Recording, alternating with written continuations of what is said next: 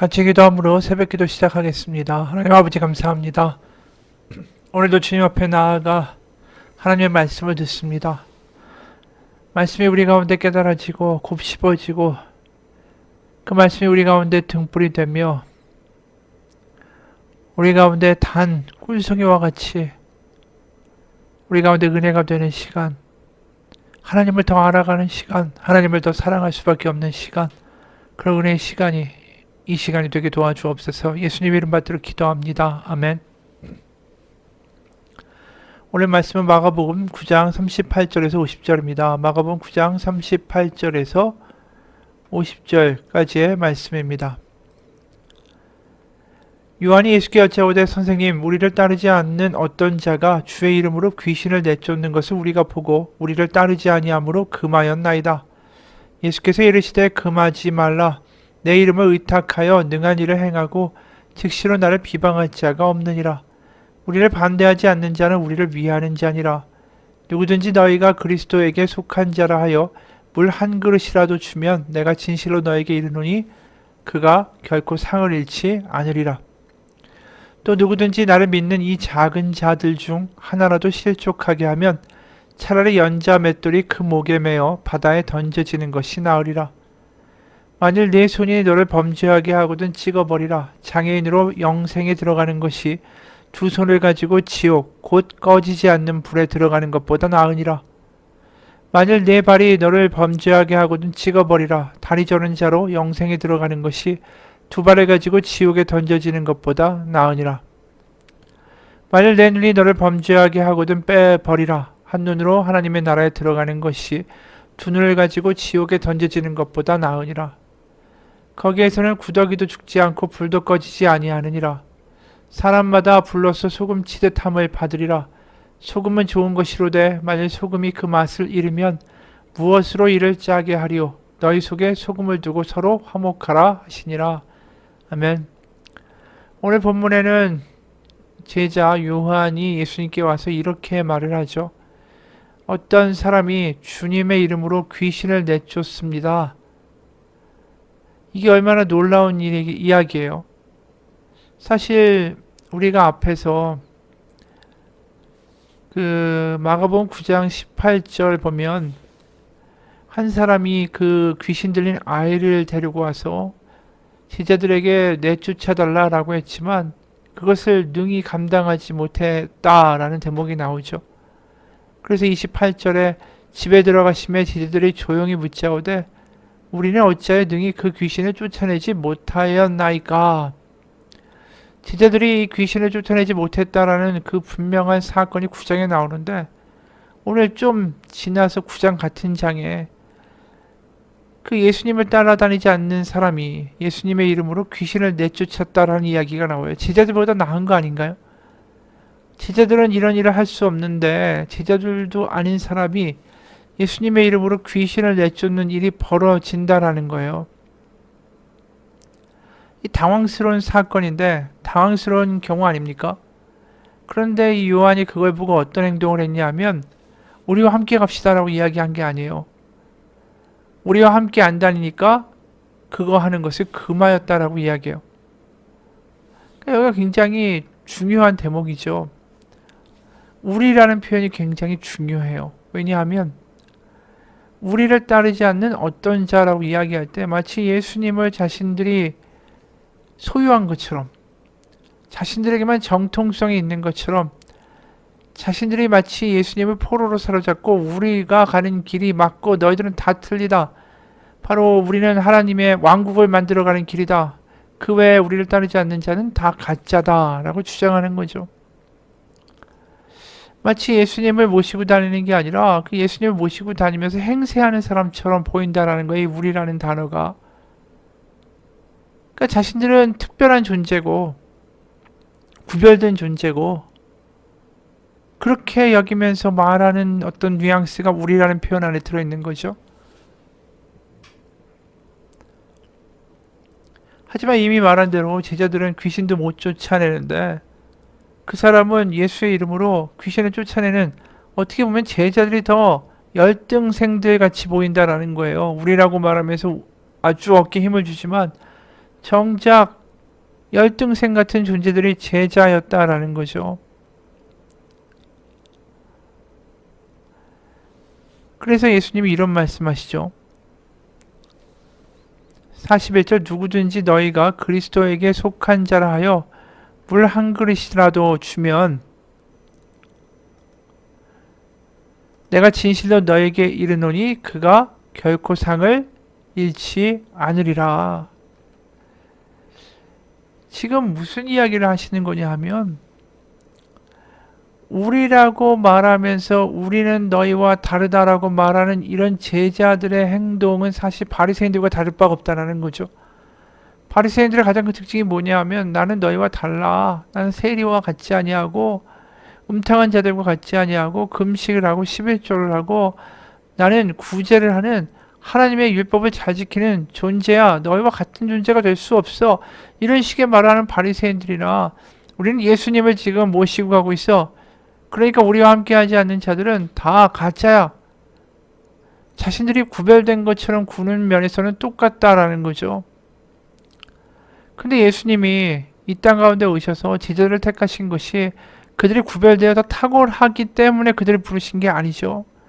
그들을 부르신 이유는 뭡니까? 하나님의 나라를 전파하라고 부르신 거죠. 다시 말해서 우리라는 어떤 우월성과 독특성으로 폐쇄된 무리를 만들려고 부르신 게 아니라 나아가서 복음을 전하고 하나님의 나라를 이 땅 가운데 확장시키라고 말씀하신 거예요. 그러니까 지키라고 부르신 게 아니라 가서 나누고 베풀고 생명을 주고 회복시키라고 부르셨다라는 거죠. 그런데 반대로 이 제자들은 마치 울타리를 만들고 예수님을 그 안에 두고 울타리를 만들어서 자신들을 지키고 울타리 안에 들어오는 사람들은 다 쳐내는 일을 하고 있는 거예요. 이게 굉장히 중요하죠. 우리가 하나님을 믿으면서 교회 신앙생활 할 때 교회는 울타리를 치는 장소가 아닙니다. 울타리를 치는 장소가 아니라 밖으로 나아가서 와보라. 여기에 하나님의 나라가 있고 하나님의 생명이 있다. 복음이 있다. 하나님이 살아계시다. 이 이야기를 하라고 우리 가운데 부름을 하나님이 하신 거 아닙니까? 근데 자꾸만 울타리를 치는 일을 해요. 우리라고 하면서 우리 교회에 속한 사람들끼리만 뭔가를 하려고 하고 우리라는 어떤 정체성으로 다른 사람들과 자꾸 구별하려고 하고 그러니까 하나님의 나라를 교회의 울타리 안에다 가두어 버리는 일을 하고자 한다는 거죠. 근데 하나님의 나라는 그게 아니잖아요.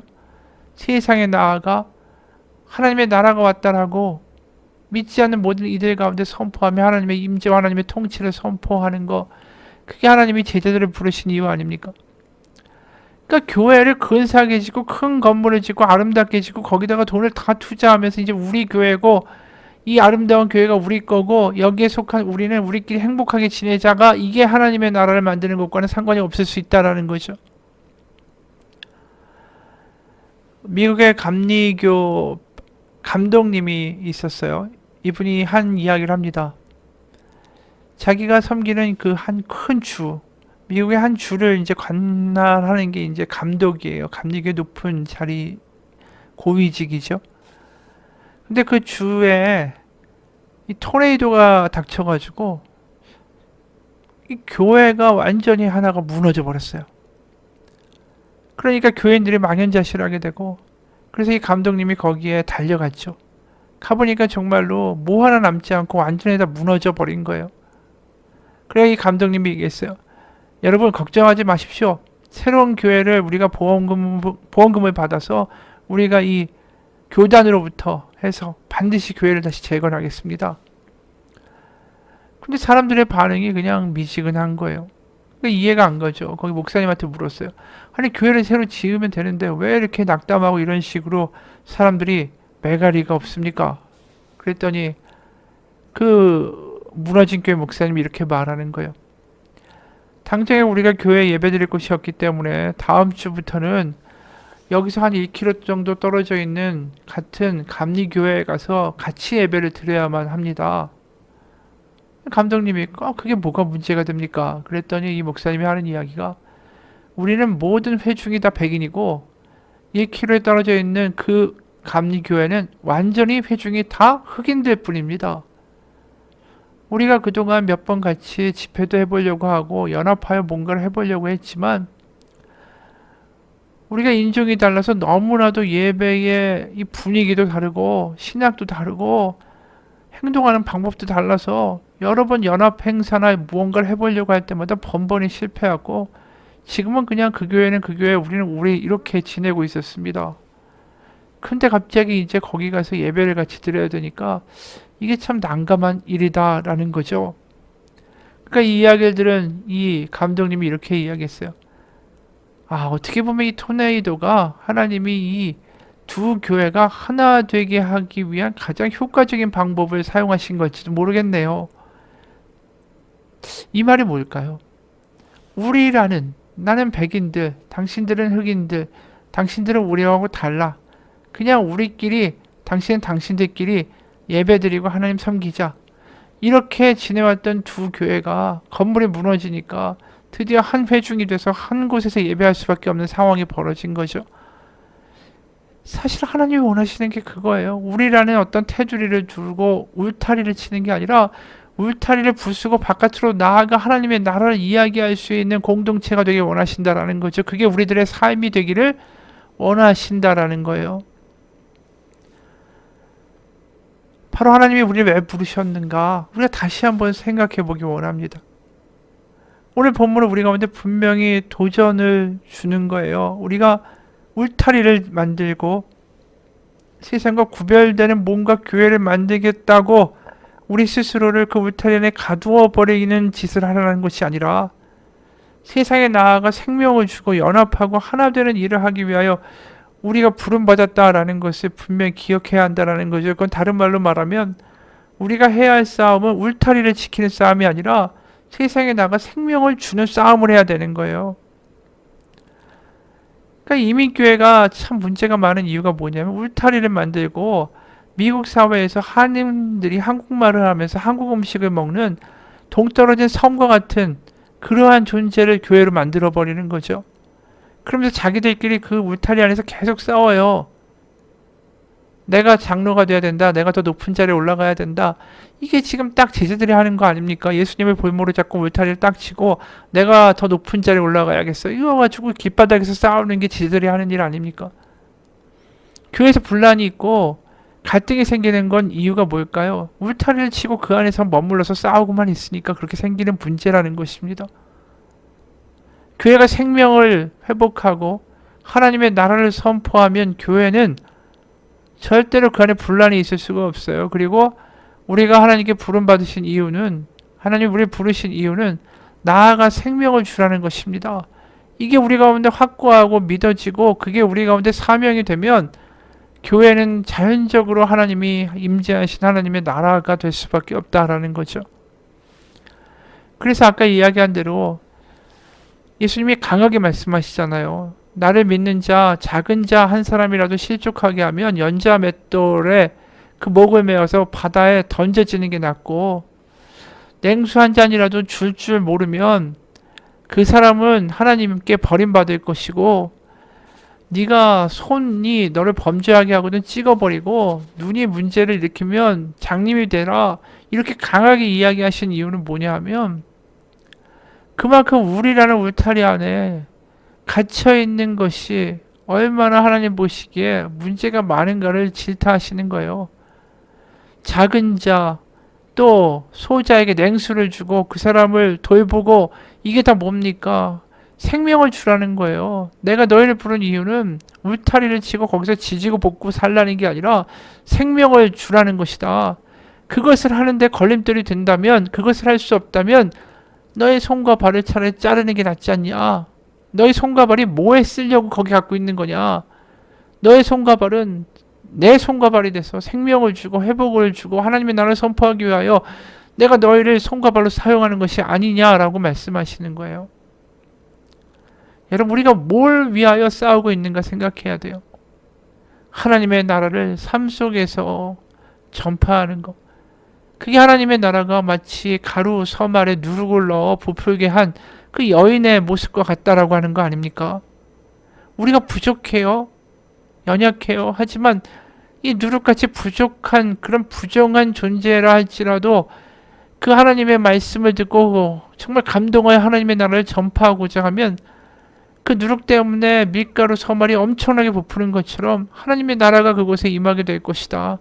네가 생각하는 것보다 훨씬 더 놀라운 일들을 경험하게 될 것이다. 그게 주는 사람이 경험하게 되는 하나님의 나라를 보는 복이에요. 우리가 왜 하나님의 나라를 경험하지 못할까요? 지키려고 하니까. 나의 가정, 나의 지위, 나의 돈, 나의 재산 울타리를 치고 그걸 지키는 싸움을 하고 있으니까 우리가 하나님을 경험하지 못하는 거죠. 주는 싸움을 하고 박차고 나가고 울타리를 넘어서 모르는 사람에게도 하나님의 복음을 전해보고 힘든 사람에게 가서 손잡아주고 위로하고 기도하고 그럼 하나님의 나라가 경험될 수밖에 없다라는 것이죠. 울타리를 치고 하나님 이 울타리 안에만 복을 주시고 울타리 안에 임하시고 이 울타리를 튼튼하게 지켜주옵소서. 이런 기도가 하나님이 보실 때는 얼마나 답답한 기도라는 겁니까? 어느 목사님이 이런 글을 썼어요. 순교와 순대. 수년 전 아프리카에서 사역하는 선교사님의 선교 보고에 감동을 받아서 그럼 뭘 우리가 해드리면 좋겠습니까? 이렇게 물었습니다. 그랬더니 그 선교사님이 순대를 사달라는 것이었습니다. 사역비나 시설비를 후원해달라고 말할 줄 알았는데 순대를 요구하는 말씀에 좀 의아했습니다. 선교를 위해서 순교까지 각오한 거룩한 선교사님이 참 순대를 원하는 것에 인간적인 면을 보는 것 같기도 했지만 그게 참 간과하기 쉬운 선교사님들의 어떤 정서적 문화적 그런 측면을 배려해야 된다. 우리가 그거를 까먹고 있었다라는 깨달음도 들었죠. 당시에는 인터넷이 겨우 보급돼서 선교지에서 이 문화적 콘텐츠를 보기가 힘든 상황이라 선교사님한테 이제 추수감사절이 돼서 소포를 보내드리면서 거기에 신앙 서적도 넣고 여성 잡지도 넣고 그 당시 히트를 쳤던 드라마도 녹화해서 비디오로 보내드리고 거기에 순대도 진공 포장해서 얼음을 채워서 이 속달로 비행기로 보내드린 거예요. 그러니까 선교지에서 이게 너무 감동이 된 거죠. 드라마도 돌려보고 잡지도 보고 이 은혜 받았다라는 이야기를 했어요. 그런데 문제는 순대였죠. 무사히 상하지 않고 도착한 순대를 냉장고에 넣고 오래오래 두고 먹으려고 이게 선교사님 부부만 식사 후에 몰래 꺼내 넣고 먹으려고 이 냉장고에 딱 냉동시켰어요. 이 순대가 얼마나 귀하든지 아이들은 어차피 순대 맛을 모르니까 아이들이 잔 다음에 단둘이 이제 순대를 딱 먹으려고 하는데 띵동 이웃에 사는 동료 선교사님이 방문을 했습니다. 들어서자마자 이게 웬 순대냐라면서 그냥 같이 먹자고 하면서 거기에 앉아서 정말 바람에 개눈 감추듯이 그 순대를 다 먹어버린 거예요. 그러면서 뭔가 부족한 듯이 그 선교사님이 입맛을 다시며 순대 또 없느냐고 묻는데 이 뺏긴 것도 아까워 죽겠는데 더 달라고 하니까 그렇게 밉더라는 거예요. 그러면서 없다라고 거짓말했어요. 그리고 나서 그날 밤 갑자기 마음에 이 걸리는 거예요. 이 거저 은혜로 받은 복음을 내가 거저 나누겠다. 나 순교까지 각오한다라면서 내가 순교사로 여기 왔는데 순대의 시험에 빠져서 순대도 나누지 못하고 거짓말하는 내 자신에 대해서 이게 정말 다시 한번 마음에 찔렸다 라는 거예요. 그러면서 이분이 이랬어요. 순교의 시험은 각오가 되어 있고 총칼의 위협 속에서도 신앙의 절개를 꺾지 않고 가겠다는 다짐도 있었고 하지만 정작 조심해야 할 일은 순대의 시험이었습니다. 작은 일에서부터 충성해야 되는데 맞아요. 우리가 하나님을 믿고 근사한 예배당에서 근사하고 멋있는 설교를 듣고 이야기를 듣는 게 다가 아니에요. 우리의 삶에서 나눌 수가 없으면 우리의 울타리를 박차고 나서 우리의 삶의 순간순간 부딪히는 만남들과 사람들 속에서 주면서 나누면서 하나님의 생명의 이야기를 할 수 없다면 그건 우리가 하나님께 부르신 이유를 잊고 사는 것입니다. 우리가 울타리를 세워서 지키려는 싸움이 아니라 하나님의 생명을 복음을 나누는 싸움을 하라고 부름받았다. 그리고 그렇게 살아가는 사람 가운데 하나님의 능력과 하나님의 나라가 정말 하늘에서 물밀듯이 우리 가운데 경험되고 감동의 삶, 간증의 삶을 살게 될 거라고 믿습니다. 같이 기도하겠습니다. 하나님, 울타리를 만들고 그 안에 안주하며 그 울타리만을 더 높게 해달라고 간구하는 어리석은 자가 아니라 그 울타리를 부수고 세상에 나아가 하나님의 나라를 전파하며 하나님의 살아계심을 이야기할 때에 부족하고 연약한 우리를 통하여 놀라운 역사들이 일어나는 하나님의 나라의 증인이 될 수 있도록 주님 우리를 인도하여 주옵소서. 살아계신 우리 주 예수 그리스도의 이름 받들어 기도합니다. 아멘.